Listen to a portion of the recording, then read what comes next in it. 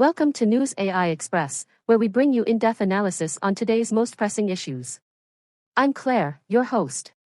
In today's video, we're examining the heated debate surrounding the BBC's recent Panorama documentary on Chris Kaba's shooting. The documentary has sparked outrage from critics, particularly law enforcement, who claim it's biased and poorly timed. We'll be breaking down the key points in this developing story, along with reactions from police representatives, Kaba's family, and media analysts.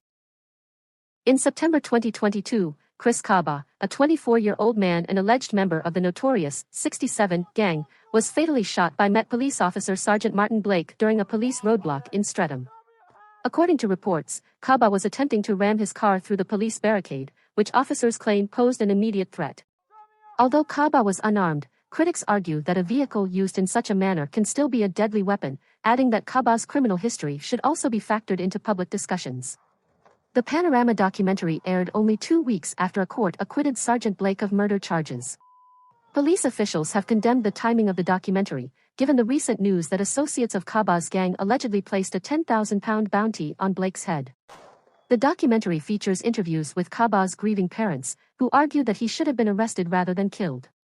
Meanwhile, the Metropolitan Police Federation and former police officers have expressed disappointment, claiming the BBC documentary lacks balance and ignores key facts about Kaba's criminal history and gang ties. The show has drawn criticism for omitting certain details, such as firearm residue found on Kaba's clothing and his involvement in a gang-related shooting just days prior. Matt Kane of the Metropolitan Police Federation called the documentary's portrayal of Kaba as unarmed misleading. Former Met officer Chris Hobbs suggested that the documentary's timing could incite further tension and backlash against law enforcement. In the documentary, Sal Nassim, formerly of the Independent Office for Police Conduct, questions whether Kaba posed a legitimate threat to justify Sgt Blake's actions. Although the IOPC clarified that Nassim's comments are personal opinions, critics argue that these views, along with the absence of certain evidence, create an unbalanced narrative that could put Sgt Blake at further risk. The BBC defended its production, citing its commitment to impartiality and including a range of perspectives. But the Panorama episode has stirred controversy and debate over how media narratives influence public perception, especially in cases involving law enforcement.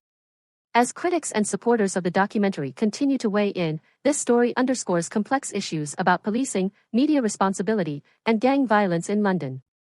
Thank you for joining us here at News AI Express. I'm Claire, signing off. Be sure to like, share, and subscribe for the latest updates and deep dives into today's biggest stories.